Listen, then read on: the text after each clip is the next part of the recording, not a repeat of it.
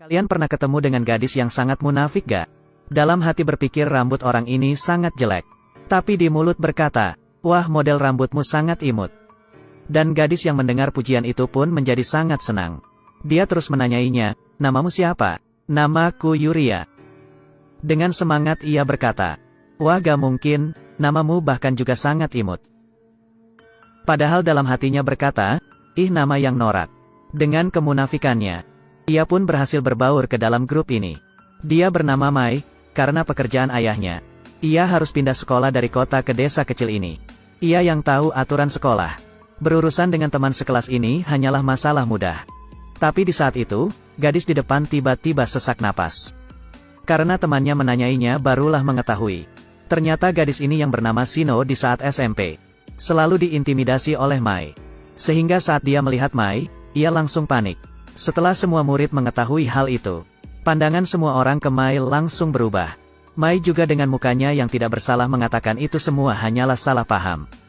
Kemudian keluar mengejar Shino. Siapa sangka Shino sedang menunggunya dengan muka datar di lorong. Di saat Mai melihat muka Shino, dia akhirnya teringat. Intimidasi yang dilakukan kepada Shino sangat parah. Mai memunculkan senyum jahat sambil berkata, sekarang aku akan membuatmu merasakan bagaimana rasanya diintimidasi. Mendengar ada suara orang yang datang, Shino langsung mengubah ekspresinya. Sambil memegang perut dan berteriak, ah sakit, Mai jangan seperti ini. Minggir, kamu tidak apa-apa kan? Sampah masyarakat. Saat pergi, Shino membalikkan kepalanya dan memunculkan senyum jahatnya. Sejak hari kedua, semua orang mulai menyiraminya air, menulis kata-kata marah di atas mejanya, menggunting bukunya dan lain-lain. Tidak ada orang yang bersedia untuk menjadi temannya. Shino yang melihat Mai pun berkata, ini barulah permulaan, hari-hari baikmu masih ada di belakang. Festival budaya sekolah segera tiba. Semua murid sibuk di bawah bimbingan guru. Saat gurunya meninggalkan kelas, seorang gadis langsung memeluk menahan Mai. Dulu Mai adalah seorang pembuli. Menyiksa murid lain untuk membuatnya senang. Setelah pindah sekolah, dialah yang menjadi orang yang dibuli. Semua ini dilihat oleh guru. Tapi guru itu hanya diam lalu pergi. Setelah Mai pergi ke toilet untuk membersihkan dirinya, Shino yang dulunya ia bully menghampirinya. Shino meminta maaf dan berkata, aku beneran tidak tahu akan menjadi seperti ini. Tapi setelah itu,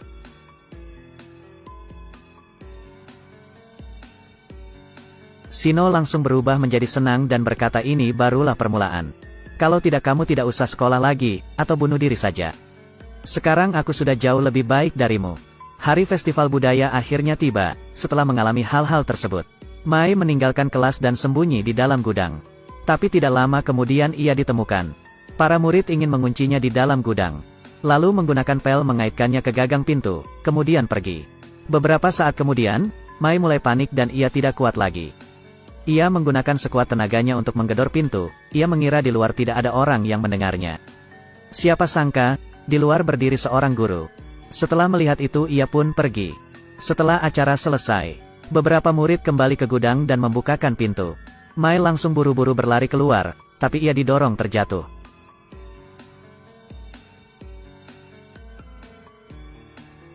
Melihat hal itu, mereka tahu bahwa tindakan mereka sudah keterlaluan.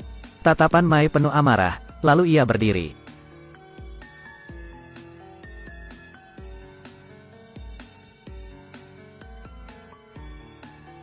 Setelah kejadian itu, Mai tidak datang ke sekolah dalam waktu yang lama. Hingga suatu hari, dia akhirnya kepikiran untuk balas dendam. Hari ini dia mengecat warna rambutnya. Dengan agresif tiba di sekolah. Yuria yang merasa dirinya sudah agak keterlaluan ingin minta maaf. Tapi belum juga berkata selesai sudah diberhentikan oleh Mai. Hei kamu. Aku sudah sangat lama ingin berkata kepadamu. Model rambutmu itu sangat jelek.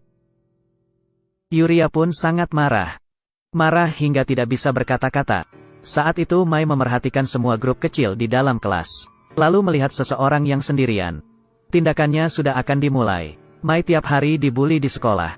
Dan harus tahu sebelum pindah sekolah, ialah yang membuli orang. Mana ada orang yang membulinya. Dia akhirnya memulai aksinya. Pertama ia sengaja mendekati seseorang. Yang semua orang tidak bersamanya, dan menjadi temannya.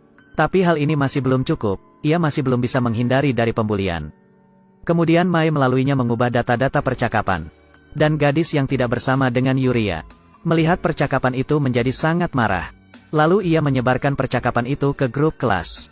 Keesokannya, semua pandangan kepada Yuria berubah. Ini barulah permulaan. Ia kemudian sengaja mendekati seorang pria. Dan dari pria itu ia mengetahui orang dengan prestasi paling tinggi di kelas adalah Yui. Dan Yui selalu menyukai sahabatnya Shino. Di saat bermain, dia sengaja terjatuh dengan serangan bola Shizuka, sehingga lututnya terluka. Dan kebetulan hal itu dilihat jelas oleh Yui.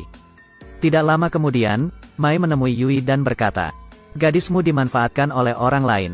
Shino itu bukan orang yang biasa saja, kamu pasti juga merasakannya.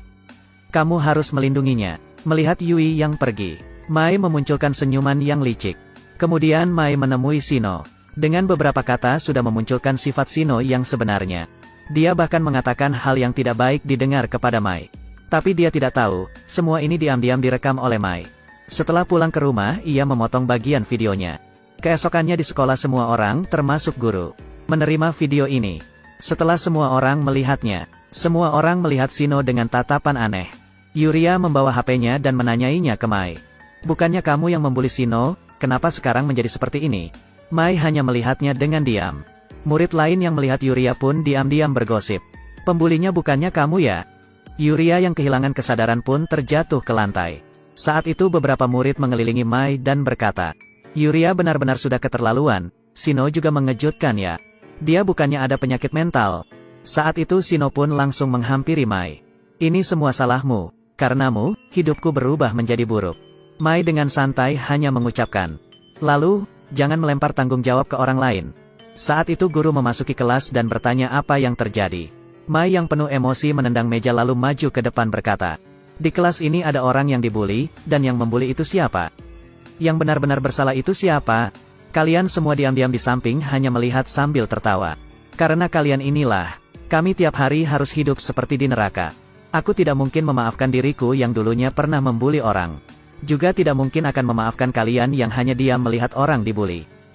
Jadi kalian semua pergi mati saja."